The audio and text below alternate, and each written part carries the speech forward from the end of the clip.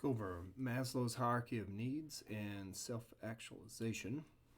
So if you remember back to the beginning of the semester, I said that Maslow's was one of the guiding theories in course design. And I start with it first. When I'm thinking about how the course is going to be designed, if it's going to meet the needs of all students, and then I can go into Bloom's taxonomy. So Bloom's taxonomy gets us to the upper levels of learning, but now we've come full circle. We're at the end of the semester, and now you can kind of see how Maslow's was linked and used throughout the course. And if you haven't made that connection yet, we're going to in this lecture. But let's do a quick review of the semester because we've kind of laid it all out here in one different illustration. So we've got Maslow's here, and students are responsible for meeting their own physiological needs. So that's shelter, fire, water, food. There's very little I can do for them at that point.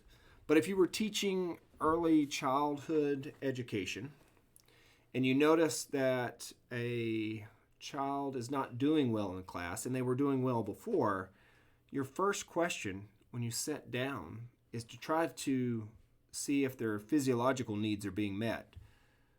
Is something going on at home where they're not getting enough food to eat, enough healthy food? Do they feel safe and secure? Maybe they're in a situation where there's domestic abuse going on or some sort of abuse. When you start to see behavioral problems in kids and even in adults, if it's your role as a teacher and you're concerned about their learning, and you're in a situation where you can sit down and ask these questions, that's where you want to start first. Because if somebody was not having a problem before and then these problems suddenly develop, especially young children, it could be happening here with the physiological needs. So start there first.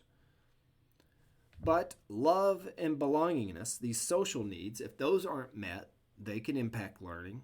It's the whole reason I have you in groups, so y'all can, if you haven't had a lot of practice before, or maybe you primarily take classes online, you can get some practice at meeting those social needs, those social interactions, that interpersonal intelligence, that intrapersonal intelligence, knowing oneself, and then interpersonal intelligence, if you reflect back to when we covered multiple intelligence theory, that is knowing how to work within a group.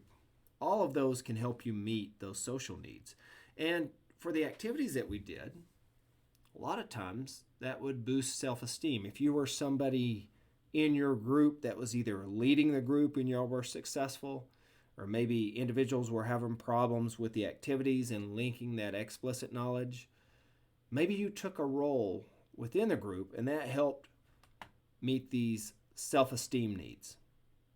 So the social needs can help you have an opportunity to boost self-esteem. And if we can meet all of these needs, you can reach your full potential in the course or full potential with whatever you're trying to achieve. Because the lower those needs are on this spectrum, if those aren't met, those become your goals, right? If I don't have enough food to eat, I'm not worried about going to class to learn. I want to meet that need. If I don't feel safe and secure in my home or getting to school, school is not a priority for me. I need to make sure I'm safe and secure first. So I don't want to create another issue by putting myself in a situation where I'm not safe and secure.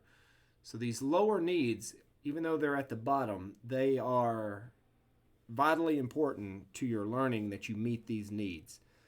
But as a teacher, there's very little I can do for you other than to try to send you to a place that could potentially help.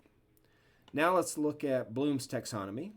Right? So that gets you to the upper levels of learning. And so that's the reason this course does not just focus on multiple choice tests and just remembering and understanding, but we have activities that help you apply the theoretical concepts so you can analyze and evaluate. And all your projects in class went into one central project that you created yourself to make sure that you're getting to those upper levels of learning. And so we broke that up into long-term memory, being explicit knowledge, being types of knowledge, declarative, conditional, conceptual. We covered those in the first half, and we used the activities to cover the procedural knowledge and give something that the explicit knowledge could be applied to. But then in the second half of the semester, we moved past just the psychomotor. We still continued that, but we added in the affective domain, and we started looking at motivation and motivation's role in learning. We looked at attribution theory and having an internal locus of control, focusing on your natural abilities and putting a lot of effort into your courses would have more of an impact than going external and having an external locus of control, which means making excuses about task difficulty and relying on luck, which will eventually fail you. And we talked a little bit about conditioning, but really this whole second half is all about motivation and its impact on learning. So now let's go back into Maslow's hierarchy of needs in terms of survival. Why did we choose the activities that we chose? It's because they can help you meet, if you're in a true survival situation, shelter, fire, water, food, those are your priorities in that order. If I created a fire, but I didn't have shelter to protect it and it started to rain, that fire's going to go out and I'm going to be soaking wet. I need some sort of shelter. If I'm already soaking wet inside of a shelter, I can dry out my clothes with a fire. Fire makes our water safe to drink, and fire can make our food safer to eat because of bacteria and pathogens that can be on it, and actually make it more tasty, more palatable. And fire also provides safety and security. Now, with the activities, y'all did these in groups, and that helped meet your social needs. Maybe you were a group member where you were physically fit or you already had background knowledge on how to do these activities, and you had to perform the activity for your group. That can boost your self-esteem. And then you reached your full potential with fire the other day, or this week you will, when we take those embers and build a fire from it. So even if we use different activities that were not fire related, you can see how the activities are important. And not only can you reach your full potential with the explicit knowledge and developing a really good understanding of educational theory, but you can also reach your full potential with skill-related information and connecting those with the theoretical concepts. Now let's look at motivation itself. We talked about that last week, internal versus external motivation, and the Yerkes-Dodson model. I talked about it in terms of the course design. Like when I design a course, I don't want you to be bored out of your mind. I know a lot of you are required to take this course, so I try to have something, especially the activities, something that's a little bit more interesting than just the theoretical concepts. Not only does that give us something to apply those theories to, but for those that are not interested in educational theory, you might be interested in the activity. And my courses are not designed to be super difficult, but they're all project-based, so that gives students way more control. All they have to do is put forth the effort to get the tasks done and get those turned in before the deadline. So even if you're terrible at taking multiple choice tests, you don't have to worry about that too much in my class, because the majority of your grade, over 90% of the grade, comes from project-based learning, giving you a lot of control so that you're not overwhelmed, you're not anxious, especially if you're an academic learner. The tasks are not too difficult, so you should not be up here. You should be closer to the optimal level of performance in terms of motivation. Now let's look at social needs. let's move up the spectrum here. We talked or started the semester off with social learning. I put you in groups. There was a purpose behind that because I noticed a huge impact after COVID. And I think a lot of that had to do because of social needs not being met. Everybody was online. A lot of their social interactions were coming from social media. And I saw a huge hit on self-esteem in my students while they were still online. And then when we returned to class, I started noticing behavioral problems I hadn't seen before that weren't being corrected because everybody was online. So that's why there's a huge emphasis on social interactions, social needs in my course because of its impact on self-esteem. I have you in groups. I give you two scenarios. You're either going to be cooperative or collaborative. You're either going to have a defined leader or you're not going to have a defined leader and everybody's just going to contribute. But what that does is it allows you to practice working with one another so that we can fulfill those social needs. And hopefully that'll have an impact on your self-esteem, helping you reach your full potential in the class. Now, the social learning was also important for experiential learning in class. There were tasks that you could have done or did by yourself, like the daily discussions, the quizzes, all of those you can do on your own. But then there were certain activities in class that required a group effort, especially as they became more difficult, and you had to rely on your team. When we got into the second half of the semester, those first activities had mechanical advantage. As long as you were good at critical thinking and you could get the device together, you could pull it off. It didn't require a lot of physical effort, but the last few activities required a physical effort and a team effort. So you had to rely on other people. Again, another reason why I have that social connection in class, the social needs, so you can see the importance of teamwork. And if you were the person that really contributed the most, that would have boosted your self-esteem, reaching your full potential again in class. Now remember, Maslow said that self-actualization, let me just go to the next slide, meant reaching your full potential. But his description, his definition, was once you reach it, you're done. I disagree with that. Think of most sports. Once you get to the championship, once you get that heavyweight belt, if you stop practicing, you will lose your skill level. You won't be as good as you could be. So I like Carl Rogers' definition of self-actualization or reaching your full potential.